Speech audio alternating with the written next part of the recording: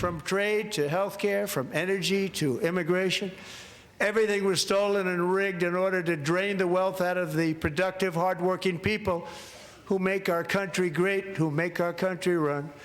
Under Biden and his corrupt partners in Congress and beyond, the same people in this chamber who voted for those disasters suddenly use the word affordability. Their policies created the high prices. Our policies are rapidly ending them.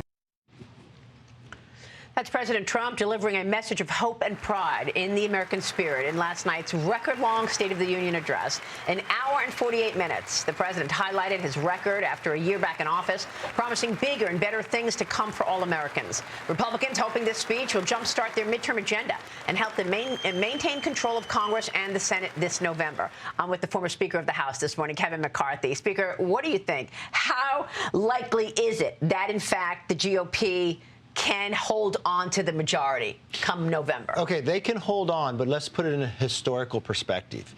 Normally, the party out of power gains seats on an off-year election. If you analyze the off-year elections, New Jersey and Virginia, normally if Democrats win both of those, they flip the House. If Republicans win one, it flips the other way. If you look at the state races in Virginia, there were 8 Republicans up for re-election in seats that Kamala Harris carried. They beat all of them. And then they beat 5 other Republicans that were in seats that Trump carried up to 4.5. There are not as many as competitive races as there were in 2018. We had like 27 Republicans sitting in seats that the Democrat carried. We're now only at 7. There are 14 Democrats sitting in seats that Trump carried. The other problem, too, that the Democrats have, they have the weakest leadership they've ever had. You'd say Republicans polling low, Democrats are 10 points lower. The other problem they have is a big disparity in money. Republicans have a lot more money than the Democrats do right now.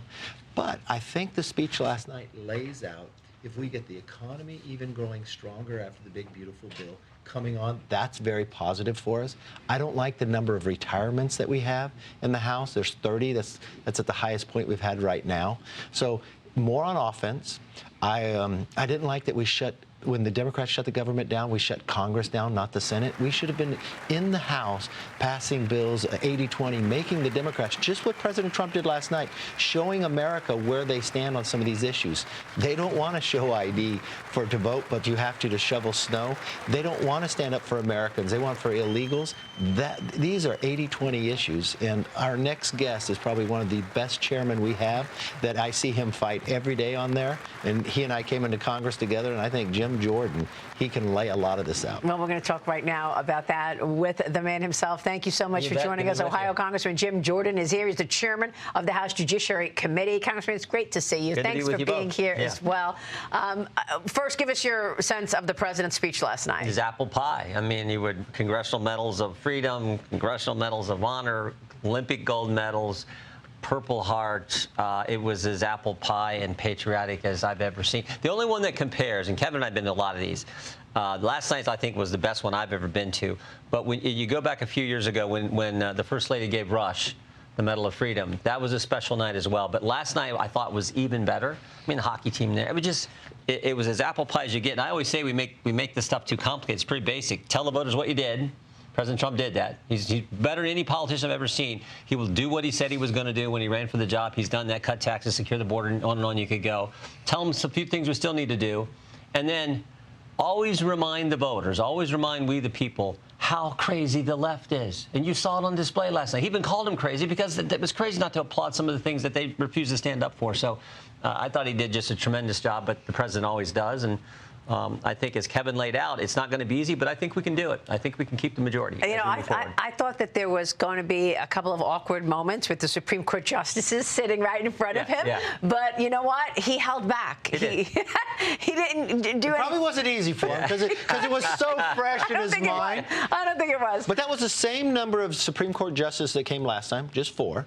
And I thought the way he handled it was right. He gave his opinion, but he respected the court. He did. Yeah. The president reworked the 10% global tariffs, taking effect up to 15% for 150 days under Section 122. The administration preparing a separate order to raise the rate to 15% while consulting partners and conducting investigations. What's your take on that ruling? Yeah, I mean, it is what it is. The president's going to work around it now. I think tariffs have brought in like $180 billion. That's money to the Treasury, money that we can use for important things. I think you couple that with what we did in the big, beautiful bill with tax cuts. Families are going to get like $5,000 more in tax savings this year. And as they're now starting to file those, this is what's going to help us, I think, too. Families starting to file those returns, the tax breaks they're going to get, not to mention some of the other good things in that legislation like school choice. But overall, I thought again, the speech last night was tremendous. What we did in the big, beautiful bill, what we're doing with tariffs, he'll work around that and we'll be fine. Would you be poised to move forward on a reconciliation package? If we can do it, I'm all for it. You are, to codify tariffs? Well, that and a host of other things we can do. Can we do some additional tax cuts, let families keep more of their money? Can we do more things on school choice? That was in the big, beautiful bill. Put that in the tax code like we did before. I mean, lots of things I think we could do. But you don't think you have the support to do it right now? It's going to be tough, but if we can, I would really like to do it. We got, as Kevin said, we got the majorities. Let's do it. Yeah, if you have the majorities, it's kind of like, why do you shut down Congress when you have the majority? You only get 24 months. You want to use every moment of it. You would want to utilize this. I would tell you this. If Pelosi was Speaker, she wouldn't waste the moment, and we shouldn't waste the moment. Yeah. It is difficult, though. I don't want to say it's something easy to do. The hard part, too, in your earlier question, you got to work more as a team. They've lost more discharge petitions in 3 weeks than they lost in 30 years. Anytime you do that, you're turning the floor over to the minority. You do not do that. Yeah, I mean, again, when you got this small a majority, it's tough. The fact that we got the big, beautiful bill through. I always tell people, the big, beautiful bill was really good for the country because the left hated it, right? Because 71 Democrats didn't show up last night, by the way. And that was amazing, too. I think Kevin and I have been to every single one for the last 19 years. We never would think not to show. If it's Obama, if it's Biden, I had to sit right behind him with Kamala Harris. That's right. That's right. Meanwhile, here's the president addressing the Supreme Court's decision to strike down the emergency use of tariffs. He was controlled, but he did address it. Watch this. Despite the disappointing ruling, these powerful country-saving, it's saving our country, the kind of money we're taking in, peace-protecting. Many of the wars I settled was because of the threat of tariffs. I wouldn't have been able to settle them without. Will remain in place under fully approved and tested alternative legal statutes. And they have been tested for a long time. They're a little more complex, but they're actually probably better, leading to a solution that will be even stronger than before. Congressional action will not be necessary. It's already time-tested and approved. And as time goes by, I believe the tariffs paid for by foreign countries will, like in the past, substantially replace the modern-day system of income tax, taking a great financial burden off the people that I love.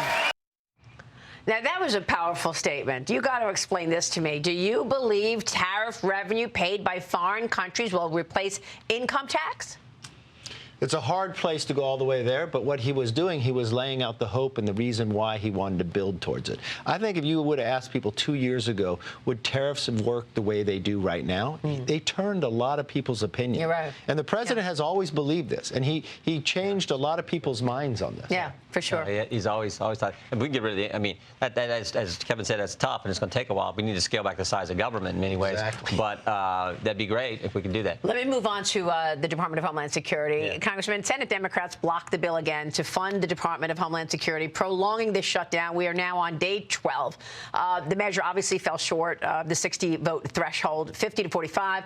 But the impasse also stalled a Senate vote on the Save America Act, which I really want to see. I mean, I was looking forward to a talking filibuster. And yet, you know, now the president's calling on Congress to pass the legislation requiring proof of citizenship to vote. Here's the president last night. Watch this. I'm asking you to approve the Save America Act. Stop illegal aliens and others who are unpermitted persons from voting in our sacred American elections. The cheating is rampant in our elections. It's rampant. It's very simple. All voters must show voter ID. All voters must show proof of citizenship in order to vote. No more crooked mail-in ballots except for illness, disability, military, or travel. None. Should be an easy one.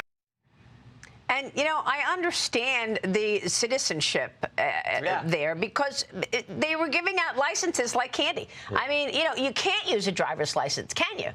No, and what was it, Mamdani saying to shovel snow, you gotta show ID for goodness sake. So this is just again a comments. Remember when Sarah Huckabee Sanders did the response to Biden a few years ago, and she said the divide in America today is normal versus crazy, and it is so true. And the president called it out. Every position they take is crazy, including not having to show ID and proof of citizenship when you're going to vote participate in our democracy. So it's just ridiculous. But Kevin, I want to get your take on the impact of this shutdown.